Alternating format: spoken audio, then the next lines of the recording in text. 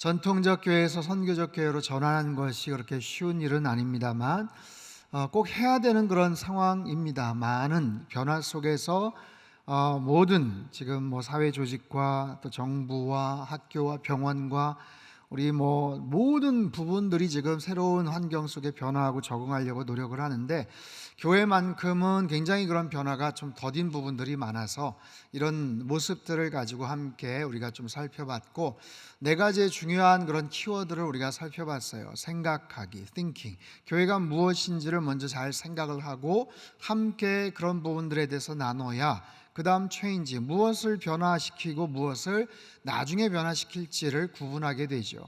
그리고 나서 이제 doing, 실행하는 거죠. 지난주에 아브라함의 이야기처럼 아무리 생각을 하고 깨닫고 결단을 해도 실행으로 옮겨지지 않으면 아무런 소용이 없습니다. 그렇게 해서 실행을 옮기고 나면 네트워킹이 이루어집니다. 그것은 우리가 노력을 해도 안 해도 자연스럽게 그런 연결고리들이 계속해서 이어지는 거예요.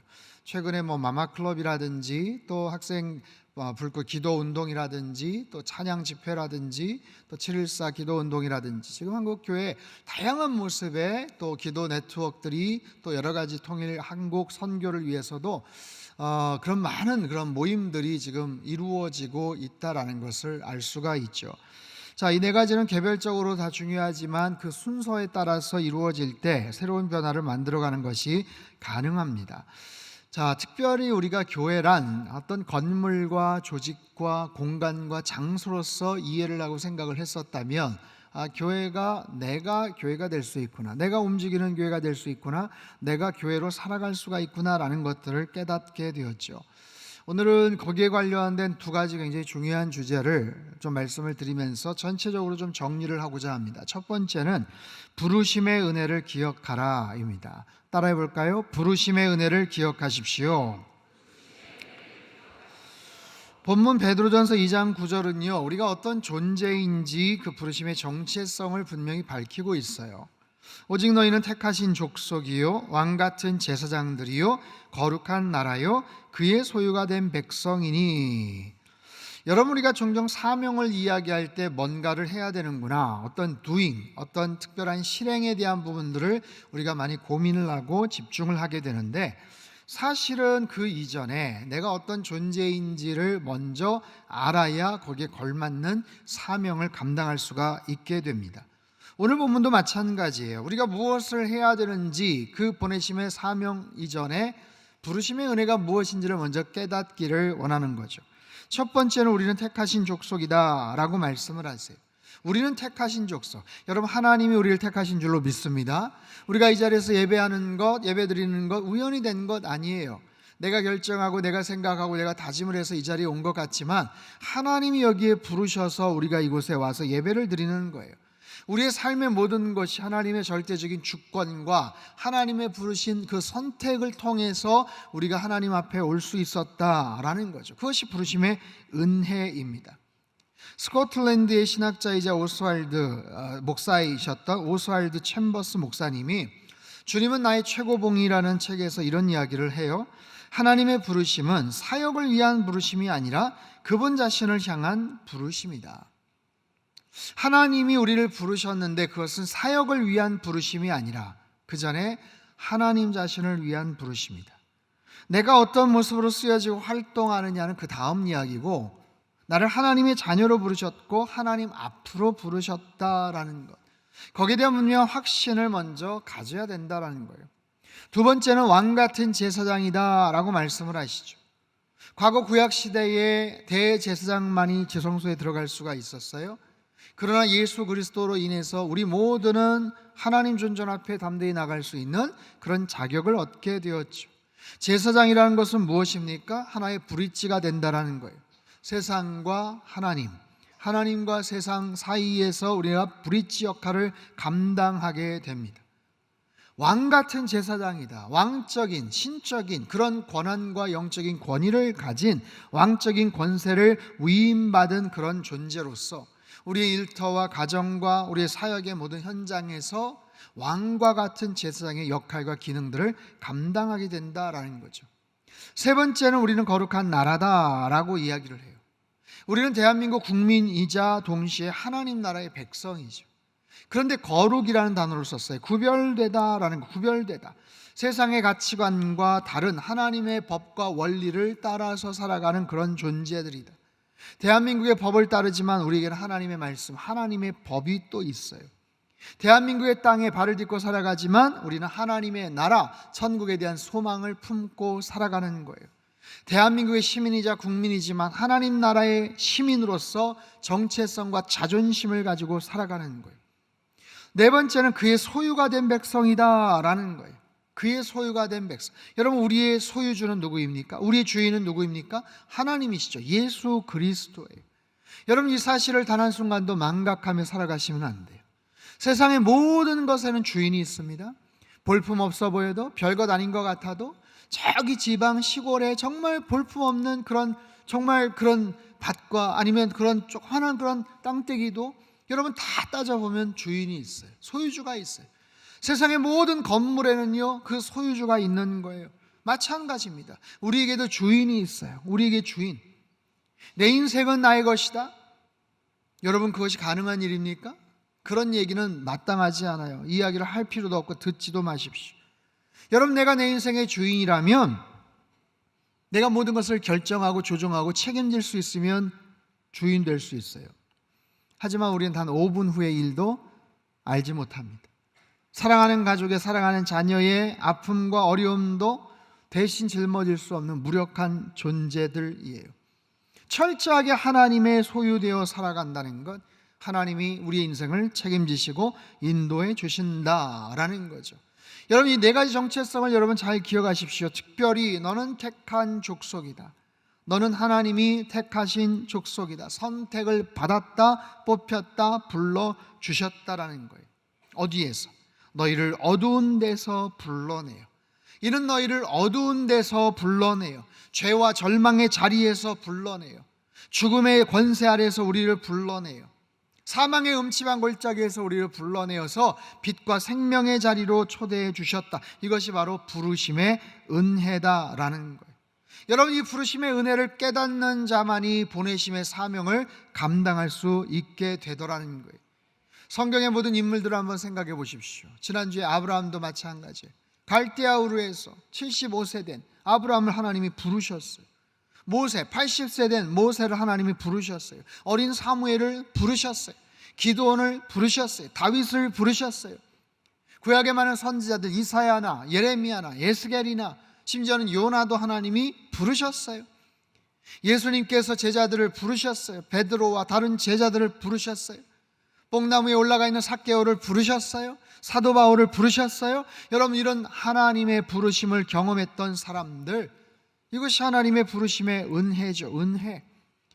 이번 수련회 둘째 날 김은영 총장님께서 간증 중에 어메이징 그레이스를 말씀하셨어요. 나 같은 죄인을 살리신 그 하나님의 놀라운 은혜, 자격 없는 나를 불러주신 그 하나님의 은혜에 대한 사랑과 감사와 감격이 없다면 여러분, 우린 그 다음 단계 신앙의 첫걸음을 아무것도 할 수가 없습니다. 부르심의 은혜를 모르는데 어떻게 그 다음 단계로 나아갈 수 있습니까? 신앙의 생명력은 상실이 되고 종교적인 행위만 남는 거예요. 그냥 왔다 갔다 왔다 갔다 하는 거죠. 그래서 여러분, 날마다 기억하세요. 나를 부르신 것이 하나님의 은혜입니다. 오늘날 나의 나 된 것은 오로지 하나님의 은혜인 줄로 믿습니다. 우리의 삶의 구석구석에 하나님이 찾아오셔요. 개입하셔요. 우리에게 말을 걸어오세요. 때로는 실패의 자리, 절망의 자리, 좌절의 자리, 속상함의 그런 자리에서 하나님이 나를 불러주셔요. 때로는 성공하고 부유하고 모든 것이 승승장구했던 그런 자리에서도 하나님이 나를 불러주셔요. 아픔의 자리, 갈등의 자리, 여러 가지 힘들고 고난한 그런 정말 육신의 어려운 그 침상의 자리에서도 우리를 불러주시는 그 하나님의 그 은혜, 여러분, 이 부르심의 은혜를 늘 기억하시고 그 은혜 가운데 살아갈 때 과거의 실패에 낙담하거나 현재와 미래의 여러 가지 염려로 인해서 여러분 두려워하실 필요가 없어요. 지금까지 인도하신 분이 하나님이시고 앞으로도 그 하나님이 은혜 가운데서 우리를 지켜 주실 줄로 믿습니다. 두 번째는요, 보내심의 사명에 응답하라 입니다. 부르심의 은혜가 있다면 보내심의 사명에 우리는 반응을 하는 거예요. 오늘 본문을 다시 한번 읽어보도록 하겠습니다. 시작. 오직 너희는 택하신 족속이요 거룩한 나라요 그의 소유가 된 백성이니 이는 너희를 어두운 데서 불러내어 그의 기이한 빛에 들어가게 하신 이에 아름다운 덕을 선포하게 하려 하심이라. 아멘. 어둠에서 빛으로 불러주신 것이 은혜의 출발, 시작이라면 그 빛을 들고 다시 세상으로 나아가는 것이 사명의 시작이에요. 하나님은 우리를 불러주셔서 이제 세상으로 파송해 주십니다.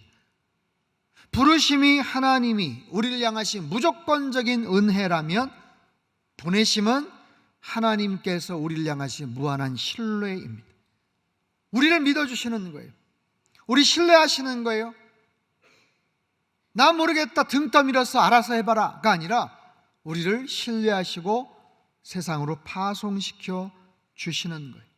거기에는 거룩한 책임이 있고 우리가 해야 될 순종과 그렇게 살겠습니다라는 믿음의 결단이 있는 거예요. 그럴 때 우리는 비로소 움직이는 교회가 되는 거죠. 자, 세계적인 선교학자 레슬리 뉴비긴이 그런 이야기를 했어요. 성도의 삶은 복음에 대한 해석이다. 우리 성도의 삶이 복음에 대한 해석이라는 거예요. 성경 말씀에 대한 해석이라는 거예요.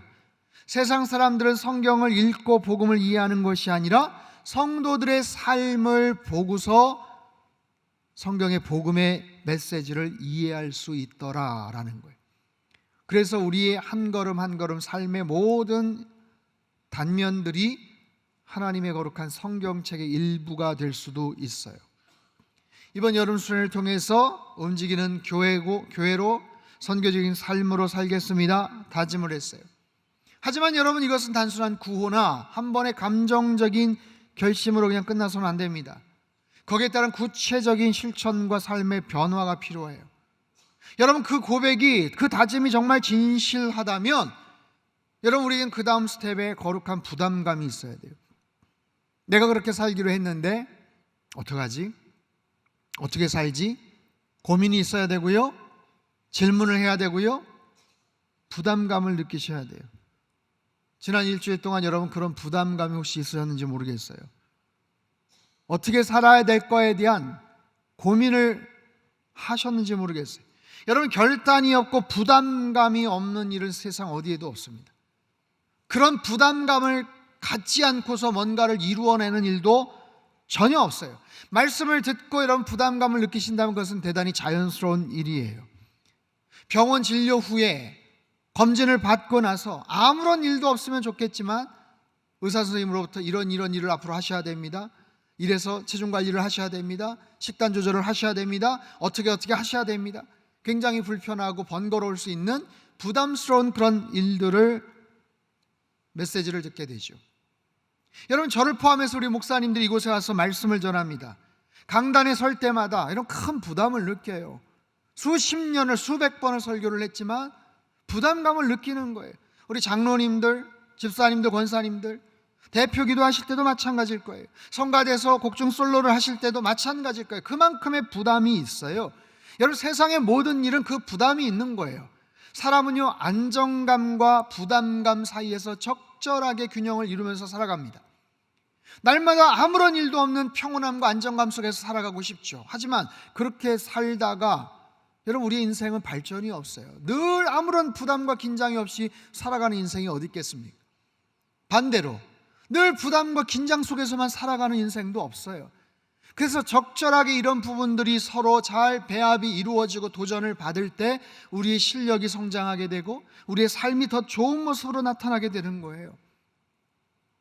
얼마 전 하계 유니버시아드 대회 남자 육상 400m에서 우리나라 선수들이 금메달을 땄습니다.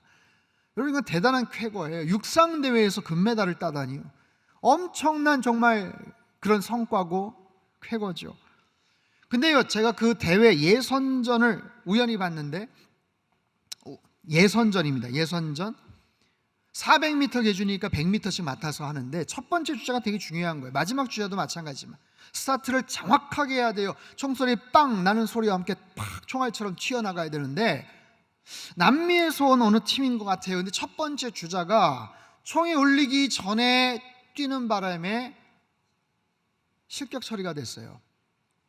그냥 다시 돌아와서 다시 이렇게 하면 되는 줄 알았는데 그냥 아웃이더라고요. 그 자리에서 그냥 끝났어요. 그 나라 선수들 4명 그대로 그냥 짐 싸서 가는 거죠. 여러분 얼마나 미안하겠습니까? 근데 그 부담감을, 그 긴장감을, 그 압박감을 이기지를 못해서 그냥 그런 실수를 한 거예요. 여러분 이처럼 세상 모든 일에는 그런 부담이 따라요.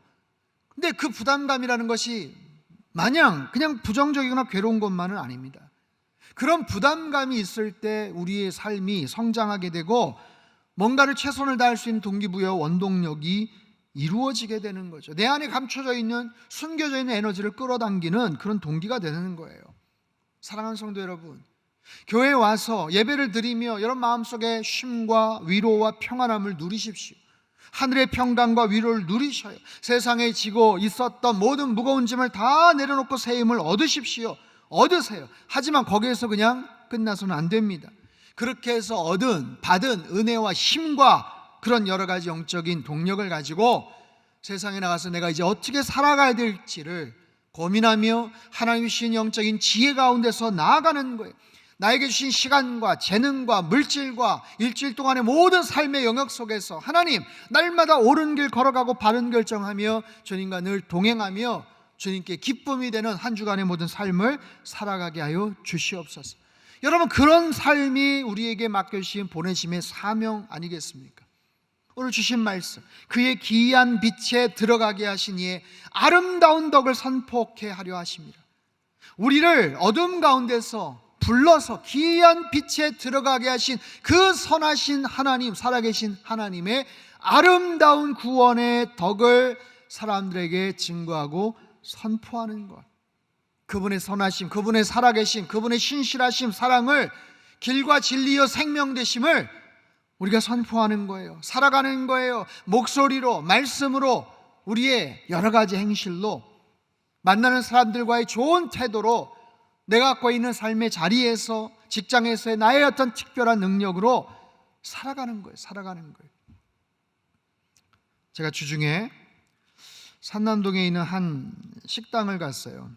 그 삼겹살을 먹었는데, 돼지갈비집에 식사를 하는데 고기가 너무 맛있는 거예요.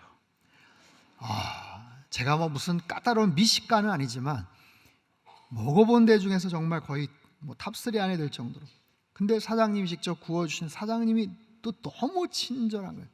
너무 친절하고 고기도 맛있고. 그래서 제가 먹다가 혹시 교회 다니시냐고 하면서 슬쩍 물어봤어요. 근데 교회를 안 다닌대요. 교회 안 다니는데 친구가 하도 가자고 해서 이번 주에 상담교회를 가기로 했다고 얘기를 했다는 거예요. 그래서 제가 깜짝 놀랐어요. 야, 제가 어떻게 했을까요? 제가 상담교회 담임 목사입니다. 깜짝 놀라더래요. 서비스도 주셨어요. 서비스. 저도 자연스럽게 전도를 했고, 그분은 아주 맛있는 음식으로, 친절한 서비스로 자신의 삶을 살아내고 있더라고요. 제가 어느 식당이라고 말할 수는 없지만 아무튼 궁금하면 저한테 찾아오시면. 여러분, 우리 안에 이런 삶의 귀한 만남들이 주중에서 많이 나타날 수 있다면 얼마나 좋겠어요. 식당을 하시는 우리 성도님들이 전도할 수 있는 최고의 방법은요, 맛있는 음식을 만드는 거예요. 최고의 친절함으로 서비스를 하는 거예요. 뒤집어 생각해 볼까요? 식당을 갔더니 맛도 별로고 불친절한데 계산하려고 했더니 사장님이 교회 다니시라고 만약에 얘기를 하면 여러분 어떤 마음이 들까요? 보니까 뒤에 성경 구절 딱 상담교회 액자가 써 있으면 어떨까요? 여러분, 그런 거예요. 미장원을 운영하시거나 택시 운전을 하시거나 병원 진료를 하시거나 피아노 학원에서 아이들을 가르치거나 카페에서 커피를 만들거나 우리가 가진 수많은 직업과 달란트를 통해서 우리가 복음을 전하고 교회로 전도하는 방법은 굉장히 다양하지만 아주 확실하고 분명한 거예요. 일터 선교사 2기 파송식을 했습니다. 저는 현장에서, 삶의 현장에서 일터 선교사로 살겠습니다. 각자의 직업과 달란트를 가지고 바로 그런 선교적인 삶을 살겠다라고 결단하는 거예요. 아주 멋진 파송패 같은 것도 드렸어요. 사무실, 회사, 일터에 두시고 바로 그곳이 나의 선교지구나, 만나는 사람들에게 내가 복음을 전하는 선교사로서의 사명이 나에게 있구나, 이것이 바로 나를 불러주신 하나님의 은혜에 보답하며 보내신 삶의 현장에서 그 사명을 감당하는 거죠. 여러분, 그런 모습으로 우리는 다양하게 주중의 삶 속에서 하나님을 증거할 수 있고 움직이는 교회로 살아갈 수가 있는 거예요. 우리가 교회가 되는 거예요. 여러분, 크리스찬으로, 성도로 살아가십시오. 교회 안에서만이 아니라 교회 바깥에서, 주일 성수, 주일만이 아니라 월요일부터 토요일까지 여러분의 일상에서, 삶의 현장에서 일터 선교사로, 거룩한 예배자로 살아가는 거예요. 이번 여름 수련회 마지막 집회 때 종이 비행기를 만들어서 각자가 소망하는 교회 이름을 적고 함께 날렸어요. 비행기 날리는 걸 그렇게 좋아하시는 줄 저는 몰랐습니다. 정말 움직이는 교회로 살아가겠노라고 결단을 했어요. 바라기는 정말 창공을 향해 날아가는 그 종이 비행기처럼 한국 교회가 이 성령의 바람을 따라서 세상 곳곳으로 흩어져가 복음을 전하고 복음대로 살아가는 한국 교회, 모든 교회가 움직이는 교회로 살아가게 되기를 간절히 소망하는 거예요. 여러분, 3일간에 있었던 수련회 그 영상이 있어요. 요약 영상인데 잠깐만 틀어주시죠. 움직이는 교회가 될 것인가? 여러분, 한 분 한 분 한 분 한 분이 이 땅에 흩어져서 교회 되어 살아가시는 거예요. 나는 어떤 교회가 될 것인가?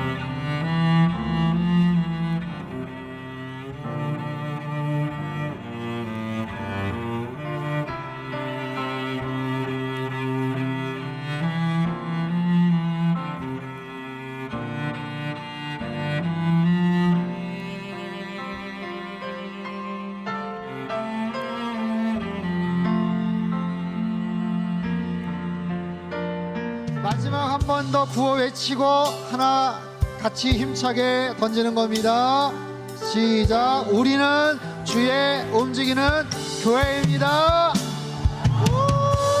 할렐루야, 할렐루야. 우리 살아계신 하나님께 감사와 영광의 박수 드리겠습니다.